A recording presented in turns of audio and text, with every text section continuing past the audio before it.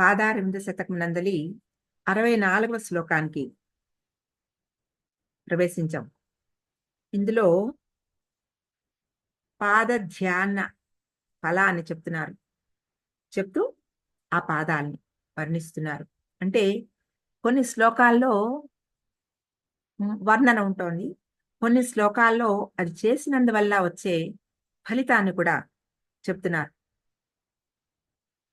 ఆ ఫలితం అంటే ఒక ధ్యానం చేస్తూ చేస్తూ ఉంటే ఆ ధ్యానం చేస్తున్న దాని యొక్క ఫలితం కొన్ని శ్లోకాల తర్వాత మనకు వస్తుందన్నమాట. ఆ ధ్యానం చేస్తూనే వెంటనే మనకి ఫలితం రాదు కదా, కొంత మనం అందులో పండిన తర్వాతే ఆ ఫలం మనకు వస్తుంది. కాబట్టి ఈ శ్లోకంలో అటువంటి ఒక ఫలాన్ని కూడా చెప్తున్నారు. మహాభాష్య వ్యాఖ్యా పటుశయనమారోపయతి వా స్మరవ్యాపరేష్యాపి సుననిటలం కారయతి వా ద్విరేఫాణామధ్యాసయతి సతతం వాధివసతిం ప్రణమ్రాన్ కామాక్ష్యాః పదనళిన మాహాత్మ్య గరిమా.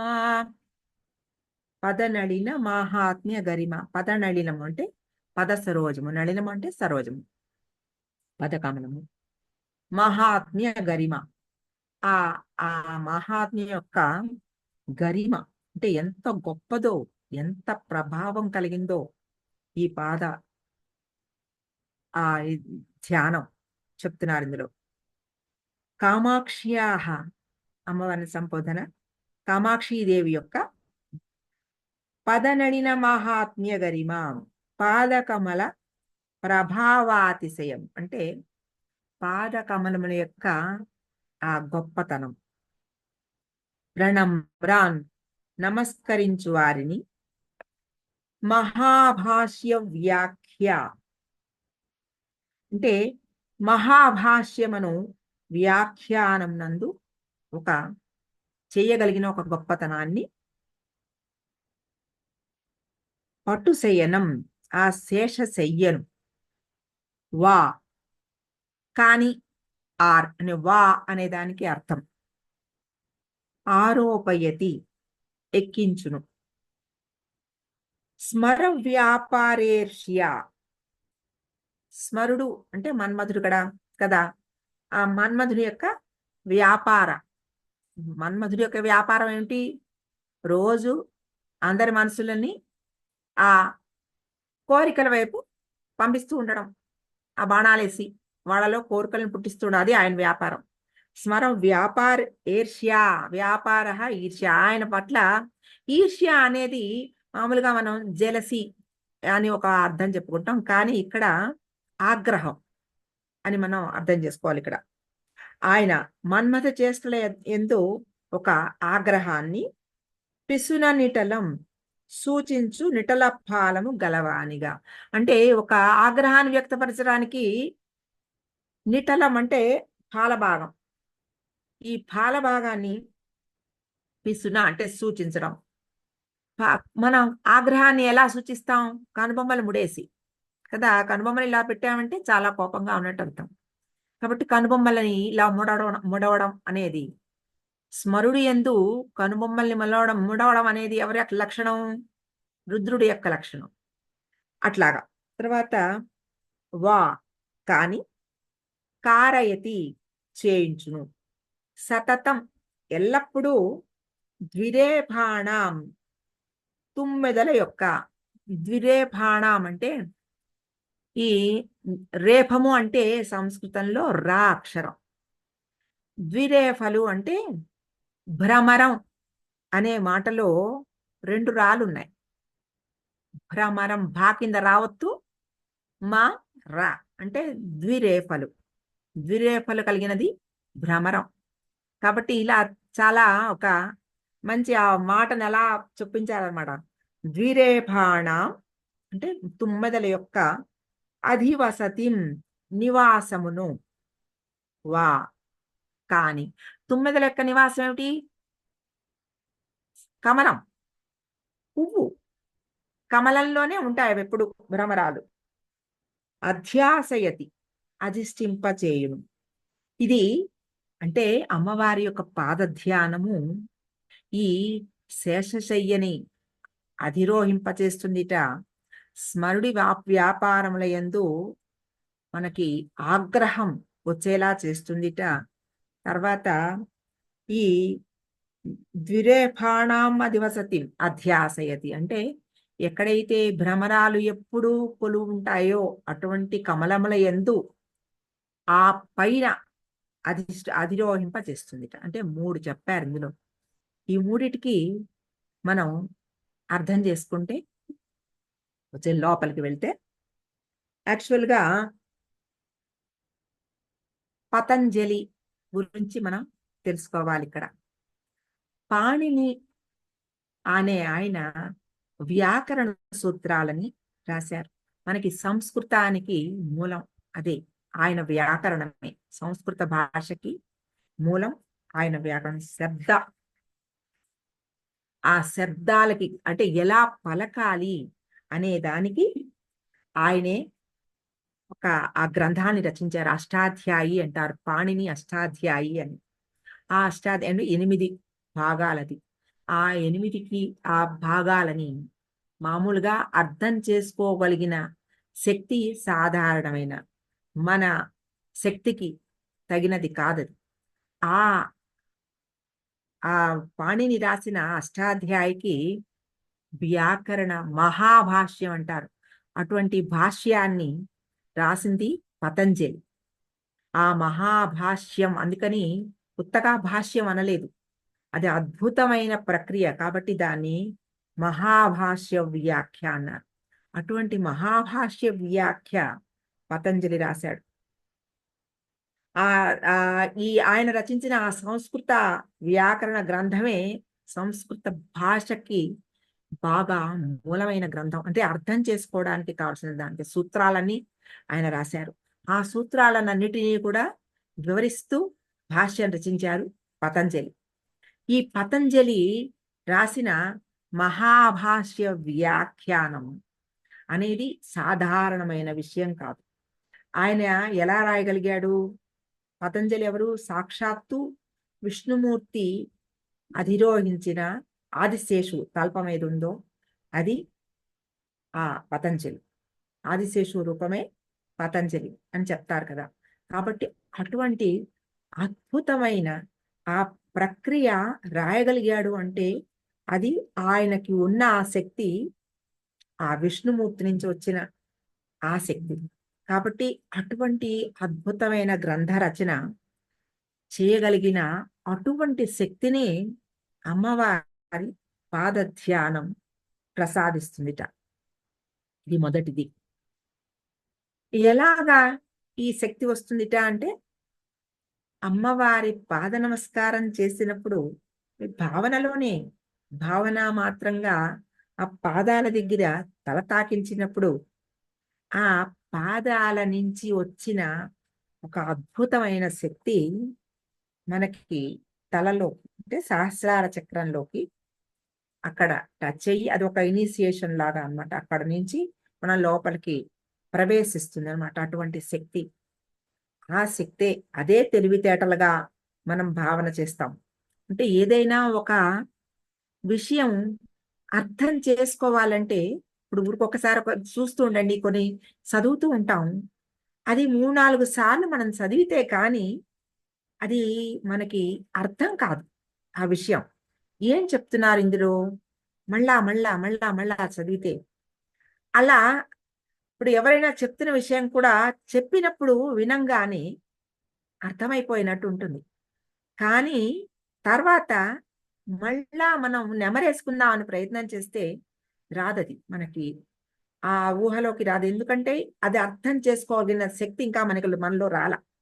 ఇవన్నీ కూడా ఒక అనుగ్రహంతో వచ్చే శక్తి. అది అర్థమైపోవడం ఏదైనా సరే చెప్తారు చూడండి, ఏకసంథగ్రాహి ద్విసంథగ్రాహి అని. కొంతమందికి 100 సార్లు చెప్పినా రాదు.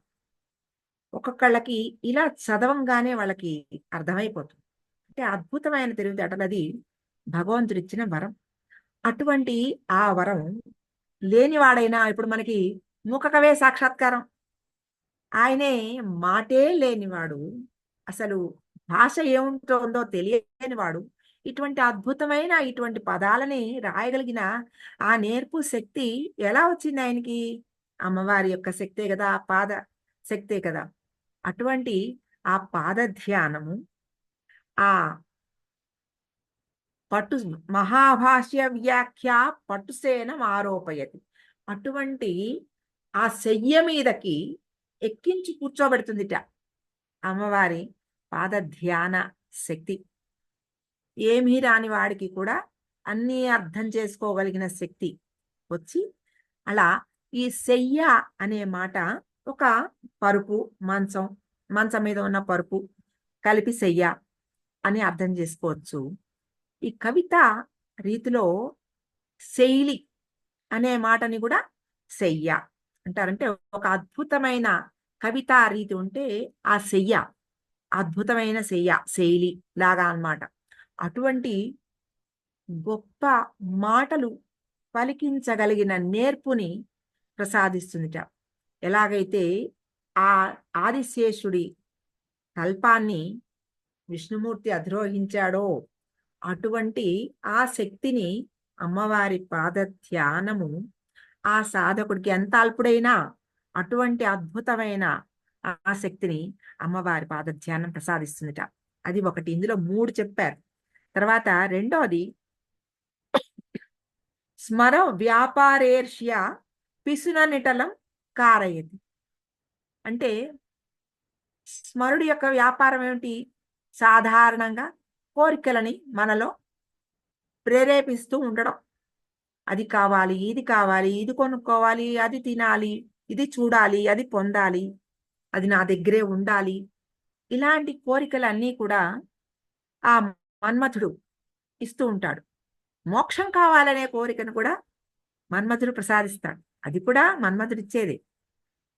ఈ కోరికలని కొన్ని లౌకికమైన ఆ కోరికల పట్ల కొంత విముఖత ఉంటే తప్ప సాధనలోకి ఒక సాధకుడు వెళ్ళలేడు. ఎలాగైతే ఒక తపన ఉంటుందో, మనకి సాధారణ లౌకికమైన విషయాల పట్ల ఒక తపన ఉంటుంది, తీవ్రత. అదే పొందాలి, నాకు అది వచ్చే వరకు, అది నాకు అది ఇంకా అవ్వలేదు, ఆ పని ఇంకా అవ్వలేదు, అది ఎప్పుడవుతుందో, అది ఎప్పుడవుతుందో అని లోపల నుంచి ఒక తీవ్రత ఉంటుంది చూడండి.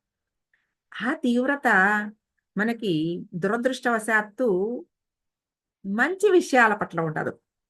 అటువంటి అంత తీవ్రమైన కోరిక, నేను ఈ శ్లోకాలు ఎట్టి పరిస్థితుల్లో నేర్చేసుకోవాలి, కనీసం ఈ రోజుకి నేను 4 శ్లోకాలైనా చేయకపోతే నాకు ఈ రోజు అవ్వలేదు, నేను 4 శ్లోకాలైనా బైహార్ట్ చేయాలి అనే ఒక తీవ్రమైన సంకల్పం వస్తుందే, సాధారణంగా రాదు, దానిలోకి వెళ్ళదు. సరే నెమ్మదిగా చదువుదాంలే అనిపిస్తుంది. వాటి మీదకి ఉండదు ఆ తీవ్రత. ఆ వస్తువు ఏదో కొనుక్కోవాలి, ఇప్పుడు వెళ్ళకపోతే వెంటనే ఆ షాపులో చీర మిగలదేమో, నేను ఇప్పుడు వెంటనే వెళ్ళకపోతే వాడికి ఫోన్ చేసి, నేను వస్తున్నా, నేను అడ్వాన్స్ ఇచ్చి పెడతా, నువ్వు అది ఎవరికి ఇవ్వకు, అటువంటి తీవ్రత నేను పొందాలని. ఇటువంటి లౌకికపరమైన కోరికల వైపు ఉన్న ఆ తీవ్రత అలౌకికమైన జ్ఞానం వైపు సాధకుడికి లేదు. అటువంటి ఆ అలౌకికపరమైన జ్ఞానపరమైన ఆ శక్తి పొందాలంటే కొంత ఆ కోరికల పట్ల మనకి ఒక వైరాగ్యం కావాలి. ఆ కోరికలు ఎన్ని ఉన్నా, ఎంత దానికి అంతేది, ఎన్ని ఉన్నా, ఇప్పుడు నేను కొనుక్కుంటాను, కొనుక్కుని తెచ్చుకునేంత మటుకు ఉన్న ఆ తపన ఒక్కసారి మన వార్డ్రోబ్లో పెట్టాక తగ్గిపోతుంది. మీరు గమనిస్తే పొందే వరకే ఉంటుంది ఆ తపన, పొందిన తర్వాత అంత ఉండదు. ఈ జ్ఞానం అలాంటిది కాదు. ఎంత పొందితే అంత ఇంకా తెలుసుకోవాలి, నేర్చుకోవాలని. ఇప్పుడు ఈ శ్లోకాల మీద మనకి ఇంత మక్కువ ఎందుకుంది? ఎందుకుందంటే తెలుసుకుంటున్న కొద్దీ, లోతులకు వెళ్తున్న కొద్దీ లోపల లోపల ఎంతో అర్థమవుతోంది, మనసులోకి వెళ్తోంది, ఆ మనసు అందులో ఒక ఆనందాన్ని పొందుతోంది. అటువంటి జ్ఞాన సంపద, ఆ జ్ఞానాన్ని పొందాలంటే కొంత ఇప్పుడు ఈ గంట సేపు మీరు వేరే వాటి వైపు మనసు వెళ్ళట్లేదు కదా, మనసు దీనిలోనే ఉంది. అంటే ఇది ఒక వైరాగ్య స్థితే కదా. లౌకికపరమైన కార్యక్రమాల పట్ల ఒక వైరాగ్య స్థితి. అంటే ఎన్నో పనులు ఉండొచ్చు, ఎవరో రావచ్చు, మీకు ఈ పాటికి ఈ టైంకి ఏదైనా మీటింగ్ ఉండొచ్చు, ఎక్కడికైనా వెళ్ళాలి, ఎవరితోనో కలిసి ప్లాన్ పెట్టుకుని ఉండొచ్చు. కానీ అవన్నీ కాదనుకుని, ఇందులో లేదు ఇదే ముఖ్యం అనుకుని, ఆ వాటి పట్ల వైరాగ్యాన్ని పెట్టుకుని ఇందులో మక్కువని పెట్టుకోగలిగిన ఒక స్థితిని, అది అది స్మర వ్యాపారేర్ష్య పిసున నిటలం కారయతి. అటువంటి ఒక వైరాగ్య స్థితిని సాధకుడికి అమ్మవారి పాద ఆ ధ్యానం ప్రసాదిస్తుంది. అంటే ఇప్పుడు ఇందులో మనం చెప్పుకున్న పాద ధ్యాన ఫలం ఏమిటి అనేది, అంటే మొదటిది ఏమిటి, ఒక జ్ఞానాన్ని సంతరించుకునేందుకు కావాల్సిన, జ్ఞానాన్ని పొందేందుకు కావాల్సిన ఒక తెలివిని ప్రసాదిస్తుంది. ఆ జ్ఞానం ఒక ఆ కవిత్వ రీతి, ఒక మాటలో ఒక పటుత్వాన్ని ప్రసాదిస్తుంది. మన ఆలోచనలో పటుత్వాన్ని ప్రసాదిస్తుంది. ఈ ఆలోచన మాటలో ఉన్న ఈ పటుత్వం మనని ఒక మెట్టు పైకి ఎక్కించగలిగిన ఒక శక్తిని ఇస్తుంది. ఎంత గొప్ప స్థితి అంటే విష్ణుమూర్తి యొక్క శయ్యని కూడా అధిరోహించగలిగిన ఒక శక్తిని ప్రసాదిస్తుంది. అలాగే రెండవది ఒక వైరాగ్య స్థితిని ప్రసాదించి, లౌకిక విషయాల పట్ల వైరాగ్య స్థితిని ప్రసాదించి, జ్ఞానం వైపు మక్కువ, కోరిక కలిగేలాగా ఆ ఆ పాద ధ్యానం ప్రసాదిస్తుంది. మూడోది ద్విరేఫాణ మధ్యాసయతి సతతం వా అధివసతి. అంటే భ్రమరాలు ఎప్పుడూ తిరుగుతూ ఉండే కమలాల పైకి, అందులో అధివసతి అంటే ఇంకా పైన కూర్చో, అంటే కమలాలు, తామర పూలని మామూలుగా మనం చెప్పుకుంటున్నాం. అంటే మనలో ఉన్న షట్చక్రాలు దాటిన తర్వాత సహస్రార కమలం పైకి ఎక్కగలిగిన శక్తి. ఆ సహస్రార కమలం యొక్క ఆ ఇదేమిటి, అక్కడ అమ్మవారు, అయ్యవారు ఆ సహస్రార కమలంలో ఉంటారు. ఆ కమలంలోకి మనని కూడా అధివసతి, అందులో అక్కడ నివాసం చేయగలిగిన ఆ శక్తిని కూడా అమ్మవారి పాద ధ్యానం ప్రసాదిస్తుంది. ఎవరికి? ప్రణమ్రాన్ కామాక్ష్యాహ పదనళి.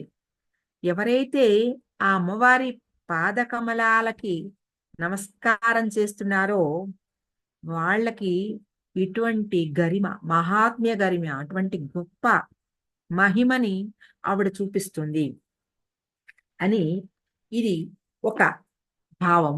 ఈ మూడిటికి ఇంకొక భావం కూడా ఉంది. ఏమిటది? విష్ణుమూర్తి, బ్రహ్మ, విష్ణు, రుద్రుడు. కమలంలో ఉన్నవాడు బ్రహ్మ.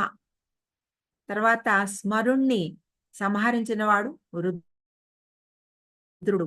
అలాగే ఆ ఆ ఆదిశేషు శయ్య మీద ఆరోహించి అక్కడ ఆ నిద్రించేవాడు విష్ణుమూర్తి.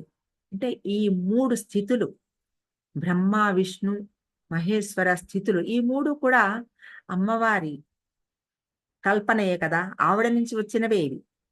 ఈ సృష్టిలో వచ్చిన ఆ మూడు స్థితులు, ఆ మూడు స్థితులకి కూడా ఆ సాధకుణ్ణి తీసుకెళ్ళిపోగలదు అమ్మవారి పాద ధ్యానం. అంటే ఇప్పుడు విష్ణుమూర్తి యొక్క స్థితి, ఆ తర్వాత అది పటుశయ్యం అన్నాను, అంటే ఒక కవిత్వ ధోరణి అనుకున్నాం.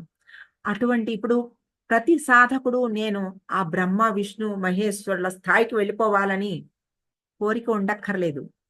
కానీ ఇప్పుడు ఇంద్రుడు లాంటి వాళ్ళకి అటువంటి ఇంద్రుడి కన్నా ఉన్నత పదవులు బ్రహ్మ, విష్ణు, మహేశ్వరుల పదవులు. కాబట్టి ఈ పదవులకు వెళ్ళాలని ఇంద్రుడికి ఉండొచ్చు. అంటే ఇంద్రత్వం, రుద్రత్వం, విష్ణుత్వం, బ్రహ్మత్వం ఇవన్నీ కూడా ఒక స్థితులు కదా. ఈ స్థితుల్లోకి వెళ్ళాలని ఒక సాధకుడు ఆ అది కూడా చెయ్యొచ్చు, దానికోసం కూడా ఆశపడచ్చు. అంటే అంత గొప్ప స్థితి వస్తుంది అని చెప్తూ, అది కాకపోతే మామూలుగా మన శాస్త్ర పాండిత్యము, తర్వాత లౌకిక విషయాల పట్ల నొసలు చిట్లించడం అంటే ఒక వైరాగ్య భావన పొందడము, తర్వాత ఒక సహస్రార కమలంలో ఉండడం అంటే ఒక సాధన, యోగ మార్గంలో, ఆ యోగ సాధనలో ఆ ఎక్- అసలైన ఉన్నత పదవిని ఆరోహించడం, ఈ మూడు కూడా సాధారణంగా ఉండే ఒక సాధకుడు ఆస్పైర్ చేయగలిగిన గొప్ప విషయాలు కదా. ఇటువంటి ఈ స్థితిలోనూ ఆ సాధకుడికి ఏ ఎవరి సాధనా స్థితిని బట్టి వాళ్ళకి కావాల్సిన ఆ ఫలాన్ని అమ్మవారి పాదధ్యానం ప్రసాదిస్తుంది. నువ్వు ఏది కోరుకుంటే అది నీకు, నువ్వు ఈ లౌకిక ప్రపంచంలో నీకు ఒక గొప్పతనాన్ని కావాలని కోరుకుంటావా, ఆ గొప్పతనాన్ని పొందుతూ ఒక వైరాగ్య స్థితిలో యోగ మార్గంలో ఒక ఉన్నత స్థితికి వెళ్ళగలిగిన ఆ గొప్పతనాన్ని ప్రసాదిస్తుంది. లేదా ఒక ఇంకా అద్భుత స్థాయిలో ఉండి బ్రహ్మ విష్ణు రుద్రత్వ స్థాయికి చేరగలిగిన ఆ స్థితిని కూడా అమ్మవారి పాదధ్యానం ప్రసాదిస్తుంది. అంటే ఆ- ఆవిడ కరుణకి అంతు లేదు. నీ సాధనలో లోపమే తప్ప, నీ సాధన ఎంత తీవ్రతరం చేసుకుంటే అంత గొప్ప ఫలాన్ని నువ్వు పొందగలుగుతావు అనేది, అది మహాత్మ్య గరిమ. ఆ గరిమ అనే మాటకి అంత అర్థం ఉంది. ఇది దానికి మనం వెల కట్టలేము. ఆ ఇంత అని మనం చెప్పలేం. ఎంతో, అది మనకి తెలియదు. ఎంతో ఏమో ఎవరికి తెలుసును ఇంత సౌఖ్యమని చెప్పజాల. రామం నామ మహిమ చేస్తున్న వాళ్ళకి ఆ సౌఖ్యం ఎంత అని అడిగితే ఇంత అని చెప్పలేనని చెప్పారు త్యాగరాజస్వామి. ఎంతో ఏమో ఎవరికి తెలుసును, అది భావించిన వాళ్ళకి, ఆ పొందిన వాళ్ళకే మాత్రమే తెలుసు. ఆ తీపి తిన్న వాళ్ళు మాత్రమే వాళ్ళు దాన్ని పొందగలరు కదా. ఇంత తీయగా ఉంటుందని చెప్పగలరు. తింటేనే ఆ ఆస్వాదన, తిన్నవాళ్ళకే ఆ రుచి తెలుస్తుంది.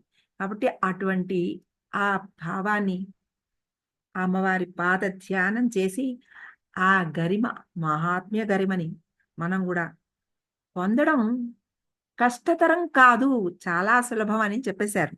చాలా చాలా తేలికగా నువ్వు ధ్యానం చెయ్యి, నువ్వు ఆ సాధనలో వెళ్తూ ఉండు, నీకు ఆ ఫలం ఏమొస్తుందో నువ్వే ఊహించలేవు. అటువంటి అద్భుతమైన ఆ ధ్యాన ఫలం ఇందులో మనకి చెప్పారు. మహాభాష్య వ్యాఖ్యా పటుశయనమారోపయతి వా స్మర వ్యాపారేర్ష్యాపి సుననిటలం కారయతి వా ద్విరేఫాణామధ్యాసయతి సతతం వాధివసతిం ప్రణమ్రాన్ కామాక్ష్యాః పదనళిన మాహాత్మ్య గరిమా.